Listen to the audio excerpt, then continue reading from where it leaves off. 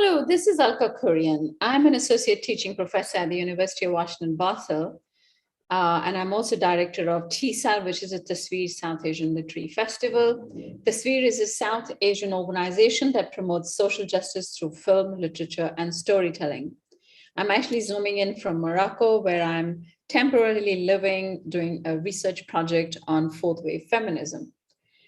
So I will be talking to Supriya Prasad about her most powerful and haunting documentary, The Portrait of a Willow Woman, that is set in Meghalaya. Supriya Prasad is a graduate from India's leading film studies institute, the Film and Television Institute of India. The Portrait of a Willow Woman is her first work as a camera woman and director. She shot the film single-handedly without any training or experience. And it's a most powerful film with exquisite cinematography and music that haunts you long after the film ends, and let alone the central character, the image of the central character, Deepti Moni, who really haunts you, like who takes you completely by surprise, her strength, her willpower, her determination to go on. So I'm so happy to talk to you, Supriya, and thank you so much for joining us. Thank you, Alka. Thank you so much for having Portrait of a Willow Woman. Absolutely, it's our absolute pleasure. So talk about why you chose to make this film. So she used to visit my place, she used to move door to door and she used to sell vegetables. And back at that point of time, I was in Bombay. So I used to hear her stories from my mother. And one December, I visited my hometown. And finally, I saw her from, live. And I was really moved because she was so old, yet she was, very high spirited. She did not portray all that she was an old woman, she was still very strong and she was going very strongly about her daily activities. And that somehow moved me that, she's so powerful, at this age, at the age of 80, she's so powerful. So when I came back to Bombay for a year, that memory, it kept haunting, irking that, I want to know this woman. I want to go back. I did not know, where she lived, how she lived. And I was just curious that I want to go back and I want to know, learn more about her. Also, there's one thing that always, I kept on questioning is that in all our lives, we have different visitors like, vegetable sellers, milkmen, they come and visit us, on a daily basis. They know everything about our family, who we are, what our names are, but we hardly get a chance to, know them or know their family members. So this kind of irked me, there's a barrier, there's a division that we can't cross and, cross and talk to them. So I really wanted to break all those shackles and go and be with her just to know her. I did not know that I will be making a documentary film. It was nothing like that I'm going to make a film out of that. It was born out of the curiosity. And I met the producer. I told him that this is what I want to do. And then he said, go make the film. And his name is Aditya Kaplani. And that's how I just went. And the first task was to find her village. And my parents were not allowing. Finally, they had to give in. And I found the woman, Deepti Moni, and that's how the entire process began. Wonderful. I'm so glad you found that encouraging producer. Yeah. So was he a producer at the FTTI or was somewhere else? So he is a graduate from Film Institute, screenwriter graduate, and now he is a filmmaker in Bombay. So that's how I met him on his film. And I told him that this is what I want to do right now at this point of my life. And he said, go and make the film. And that's how I went back and he produced the film. So this was out when I came back from FTII and I was here working in Bombay.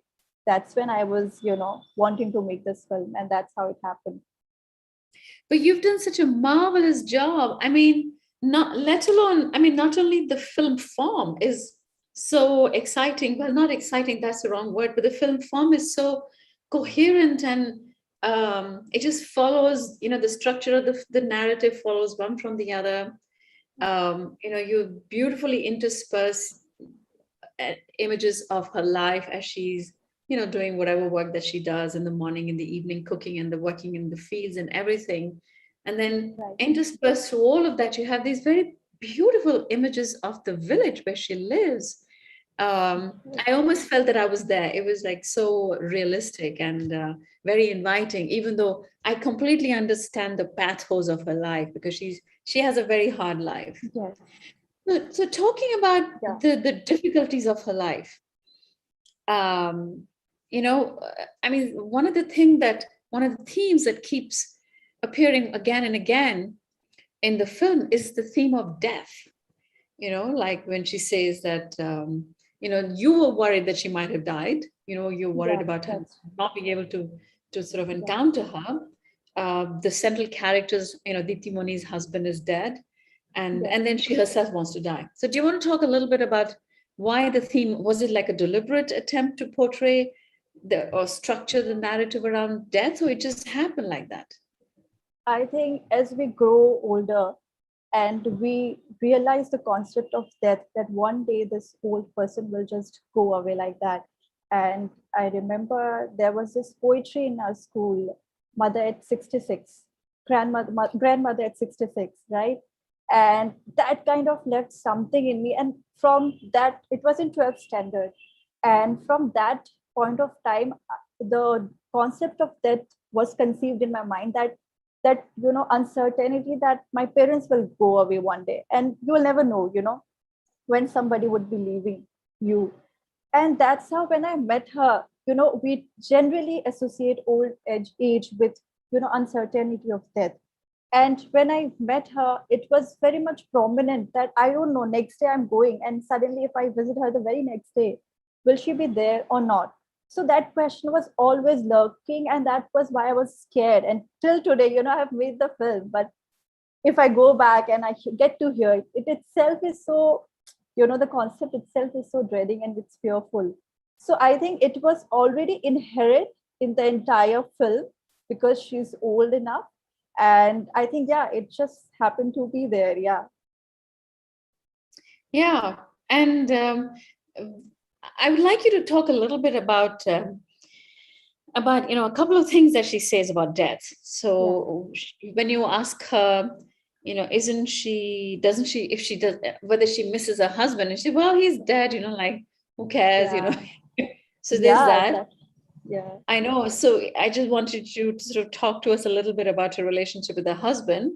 And also, she says that poor people don't have the fortune of dying early. So talk a little bit Yes. about that. I think that's very ironical, that's how it is seeded into the society's mind. She knows the fact that she's, poor. But there is one good fact in the entire film that you can see is that at no point of time she is actually cribbing on the point that she's poor, except for the fact that she states what is real, the reality, the harsh reality. But other than that, at no point of time she is cribbing or she is regretful about anything. She is bang on that this is life and it has to go on. And so what, my husband died, he went away. Maybe it's also, it could be that she has lived so long that she has forgotten that what it's like to be living with that pain. It's been like ingrained in her that she's living with it for like last 40 years. And also, while he was alive, he wasn't much contributing to her life, because she says he was alcoholic, and alcoholic people are not aware of timings. So it also shows that he was not equally apart, he was not equally giving into her life. Maybe that's why she has, moved on and she's living with the reality and she does not, want to change that. So that is what I felt. And at no point of time she regrets about death or life or that she's poor. And she just goes about it like very happily. I mean, I have never met a person like her that who is, has problems around her, but she never talks about that. She's accepted it and she is happy about it, except for the fact that she gives that very strong statement at the start of that film, which is also a reality and it's very ironical. And I think that's how life is. I mean, you see rich people, they die at 20, at 30, 40. And sometimes you see these old people, they just wouldn't die. I mean, that's how life is. It's ironical. That's true. I mean, Yeah. you all come to your destiny regardless of whether you're rich or poor. Yeah. So, I mean, but she has some real challenges, and it's amazing to see how she deals with them. I mean, she's got two mentally ill children. Right.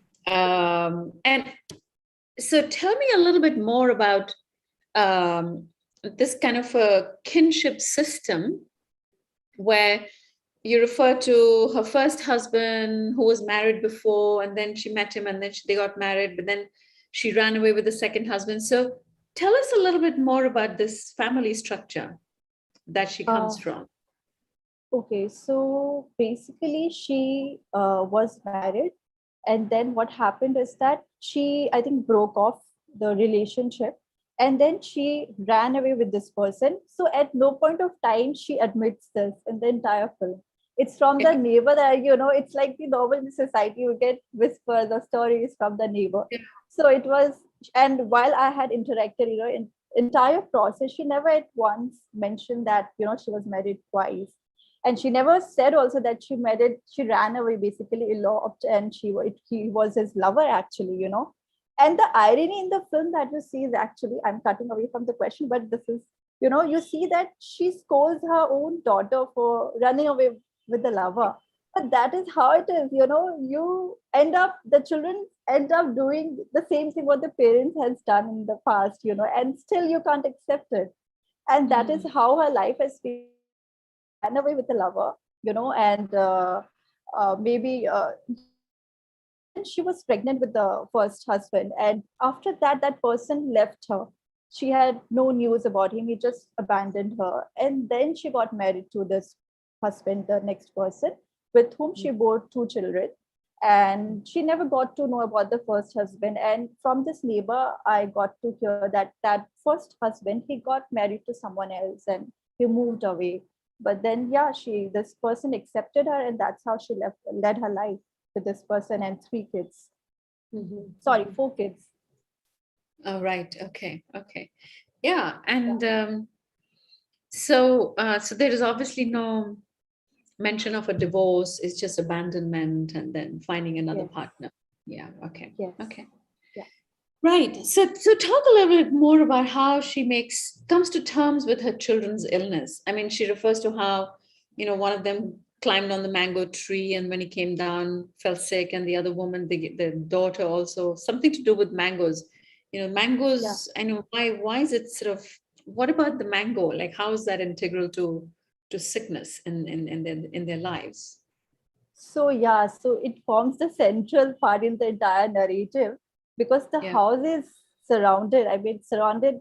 It's in the between. The mango tree is in between the house, and it's like, overlapping the entire house, the area. So it's in the shadow. They were like born and brought up. So that's how it forms the integral part of our life, and that's how when this person, this brother or the sister was young, they used to climb the trees, and that's why I believe that the mango tree becomes the integral in her life. And also the fact that she does not want to accept as a mother, or maybe to a stranger or to an outsider or to me.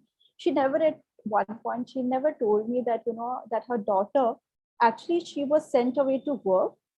She worked as a maid, right? And there she was sexually and mentally abused. This is what I got to hear from the family. It's very subtly there. And at no point of time when I was asking her, that she would never acknowledges the fact that, she actually went away and that she was mentally abused, because a mother wouldn't want to acknowledge that to any other person. She would shun that memory, and at no point of time she would want to talk about that, right? And from the neighbor woman, I got to hear that, she was actually mentally abused and, physically abused and drugged also, because when she came, the entire neighborhood gets to know what has happened, right? And how she ran naked onto the street, the daughter, and how she was brought back. All this has happened, and now the mother wouldn't want to share those, sour memories, that unacceptable memories. That's why when I asked her in the film, now what happened to her, she said she had fever. I was like, but just because of fever, this much of change, was there something else? And she wouldn't talk. She was like, she just went away doing, carried with whatever she was doing, and she wouldn't want to share that. So I was like, okay, I should not get into that further. And I got to hear from the neighbor that this is what had happened to the daughter. And for the son, it's just the myth, the superstitious that is very central again, which is very integral. And, we find it in her story always that he climbed the trees and there's a superstition that there were two people who did some sort of black magic. And that when these two people will die, that's when he will be normal. That's the belief that she's been clinging on entire her life. And maybe that's how she gets the hope to be, alive. And I think if it's the superstitions are giving her that hope, then I mean it's no harm. I mean it's good that at least she's been hopeful about that he'll be able to be normal, and he'll be able to work normally and be normal, be like a normal person. Absolutely, because I mean, she has no resources other than just herself. She has no resources. She has no help. I think even the one son who can actually help her, I'm not sure whether he helps her, but he lives away with his wife and she's completely self-reliant. So hope is just freezing. Can you hear me now? Can you hear me now? Yeah, it's just freezing in between. Yeah. Fine. Okay, I'm sorry, because I can hear you very well. Okay, so it's, I think, my net connection. Yeah. No, don't. Yeah, I can hear you. Don't worry. So yeah, so what I was saying was that hope is the only thing that she can cling on to. In a country where poor people have no way of getting any kind of medical help, let alone mental, help with mental health. Like, for example, she thinks that she has high blood pressure, and the way she treats herself by bleeding herself, like it's amazing little nugget of information that she provides about how she deals with her own sickness. Right. So given that kind of a situation, and the only place that she can ever go to for help is like someone, like a priest or someone who can do something for her children. So hope is the only thing that she can hang on to. But so did you hear from the neighbors how the son actually fell mentally sick, or when it happened? So even they would share the same narrative that there's this black magic and superstitions, the same story basically. So if once the story goes out and everybody starts repeating the same story. So when I asked about the brother, he said that there was some sort of black magic that was done on him, and that's how he turned to be this person. Right. Yeah, because it's really it's so sad. Mental illness, it just creeps up on people. Hello, and yeah. Oh, is it better? Can you hear me now? I'm sorry. Yeah. Okay. No, I'm sorry. I think it's my connection. No, don't worry about it. So no, what I was saying was that mental illness is something you just don't know how it happens. It just creeps up on people, and then people have different ways of rationalizing, in order to be able to make sense of what's happening. The various, it's like it's so tragic. Right. It's really, really tragic. So I'd like to talk a little bit about her work ethic, and that you managed to capture so well. Like she does this, literally like this back-breaking work. Like she works non-stop. She's around the house, and that moved me completely. Oh my goodness. None of us can do that much of work. Impossible. Yes, like she's like a work machine, just keeps working. Yeah. And then even if she can lease the land to somebody else, she's no, I'll just do it on my own. Everything. She's very self-reliant. And like she's completely bent over. My goodness, I feel so my heart goes out to her. Like when she goes to sell the radishes, she goes on a bus and all that. She first washes the radishes and all, goes from house to house. So so tell me more. I mean, I've said everything, but do you want to add anything to it? I was so deeply moved by your portrayal of her work ethics. But, I mean, she moved me completely. Like, now it's been 2 years since the entire thing happened. And, the day or whenever I feel lazy, if I don't want to work or I just want to laze around, at the back of my mind, she is like, just irking that, she being at this age, she could move and do everything all by herself. And me at this age, like, how can I, laze around and not do things and find, excuses? Like she used to wake up at 4 in the morning. She used to do her farming, everything. She used to go about her day from cooking to washing and doing everything. She used to go to the fields, she used to pluck the vegetables. Then she used to board the bus. She used to come to the town. She used to sell vegetables. And at no point of time, no, she wouldn't want others to feel sorry for her. And I don't feel sorry for her because she is so confident and bold, and she shows that kind of resilience that I do not feel sorry for her. At first, there was when the first encounter happened, I was like, oh my God, she's so old. And now I am like, she's old, but she's badass. She can go about her work, like the way we can't do that much amount of work. And she used to wake up from 4 and she used to go about till midnight, like 12, 1. And I remember once I came back late into the night during the shoot, and she was still sieving, she was still sieving the rice, and she was doing her work. And I was like baffled, my God, are you still awake? And she's like, yes, I am. I'm doing this thing and then I'll go back to sleep. So that kind of moved me. And I guess resilience is the word. And because of her resilience, I was, instigated and inspired to make this film. And see what she has done. Her resilience has empowered me as a filmmaker. I did not know that, I'm going to direct this film, but just because of her resilience, I ended up making her portrayal. So that is the power of that lady. Absolutely. Absolutely. And I mean, people tend to say all kinds of things about poor people. They're poor because they don't work hard enough. They,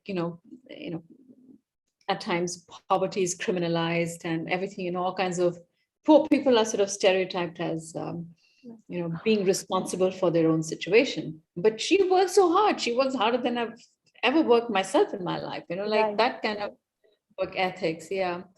So did you, in the village where she belongs, did you meet other people too who are equally resilient? Like, is she a representative of that place? Or was she, in a way, very different from other people? So when I went around and met different people, I could not meet anyone who were actually at 80s or 90s. Most of the women were around it at the age of 40. There were men who were around 50, 60, but they were like seated, they would talk to me, they would offer me tea. But all the movement and activities that I used to see would be at her place. But when I went back to the field and I went deep into the field in the afternoon and she was at work, that's when I saw different women, different men, busy with their work in the field. And that's how I realized that, people are at this age and they are going about their work like very powerfully and strongly, and they do not realize the fact that they are old, and you don't have to make them realize. They just go about it like it's a normal thing. And there's very important thing, we feel that she's poor, of course she is, but she has a chance in her that she can actually employ people somewhere to take care of her field. She can do that. She has that much amount of land, she has like a proper house, but she wouldn't want to use that. It's also a way to save. And she at one point of time she also says that, if I give away to some other people, they wouldn't take care, of it the same way I do, and they would just eat it away. So it's, it's her wanting that she wants to do it, and she wants to give her 100%, and she wouldn't want that half of it from some other people who wouldn't do it same as what she does. Right. And which she so does she has brilliantly. pride. Yeah. Sorry? So she's a proud woman. She has pride of ownership. Yeah. Yes, And she's exactly. self-reliant. But in Yes, so many ways, do you think that she has over the years had no option but to rely on herself, because she's probably afraid of relaxing, because she knows that she's the only person that she can rely on. That's true. She hasn't much, so she's been sort of, she's trained herself to be like that, right? And That's at the true. end I of the think that day, also comes. Yeah. Sorry, please go on. no, go on, finish, please. So what I realized is, she became a widow when she was very young, and she had 4 kids to manage, to take care of. So at that point of time, what can a woman do? She can, take on the onus and, take control of everything by herself. And, that's how it becomes very integral, that from that point of time, she has taken control and she has managed everything in her life. And it has become a routine from which you just cannot move back, and it has become her life and part and parcel, and she's been carrying that for last 40-50 years. Yeah. Yeah, yeah. And also, I think a lot of people, I mean, of course, people want to retire when they reach a certain age. They want to retire because they think that they've given enough of their labor to the world, and now it's time for them to put their feet up. But at the same time, there are lots of people who actually want to keep working to remain relevant. Yes. Because if you stop working, then then you're not needed either for yourself, or other people also don't see you being relevant in their lives.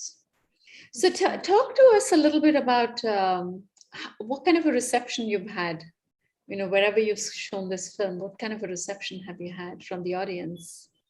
So whenever I show the film, people come up saying to me that, thank you for introducing us to Diptivani. I have never met a woman like her, and they thank me for, bringing her story and showing it to the world, And now she's traveling all around the world, Diptivani. She's from that small village, but she's traveling virtually everywhere, and people are getting to know her story. And that is what is important.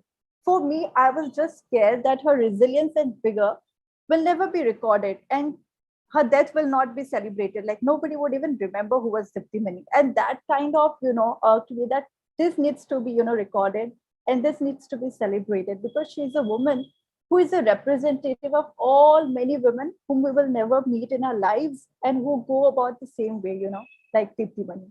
So she's that woman. Have you told her that you're screening this film in all these different places? I know that you haven't met her for a while, but does she have a sense of where it's going, the film? So I met her last in the month of August. At that point of time, the film had not screened. I was just sending it to film festivals and facing tons of rejection. And and the first screening happened in Stuttgart, which was in June. So that's when, and the entire, the news thing happened, and the newspaper article came out. So I got to know from the people from our neighborhood reached out on my Instagram, and they told me that we had seen her photo. And that's how we went to her and we told her, we showed her the photo, which was like a really good thing to hear, because I was wanting to like go back and show her the, photograph that, see, look, you're here and you're traveling and people are loving your story and your resilience and your power. And so that's how she got to know. It's from the neighborhood. Right. And I'm yet to meet her. And show it, personally. Yeah. I mean, I would like to meet her. She's so wonderful. Yeah, she is. Yeah, what a role model of a woman.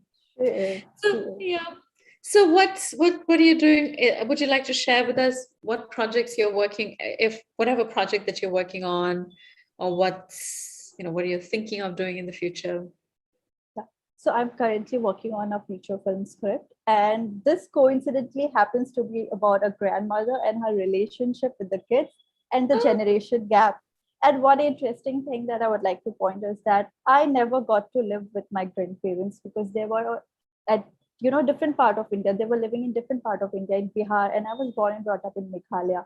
So it was like once in many years I used to visit them. And while growing up, my entire growing up years, I used to listen from my friends, the anecdotes, the stories of their grandmother. And I did not have any of those stories. And I used to sit back and think, why do I not have? Like, I used to miss those things. And now with this film, coincidentally, I met a granny and I got to hear her, superstitious beliefs and stories. And the script that I'm working is also about a grandmother and, her stories and how she has lived her life. So, yeah. So maybe unconsciously you're looking for a grandmother figure. Yeah, that could be. Yeah, that's what I think. Like right now, I'm just trying to connect the dots, like why it is emerging and growing. Maybe this could be one thing. Yeah.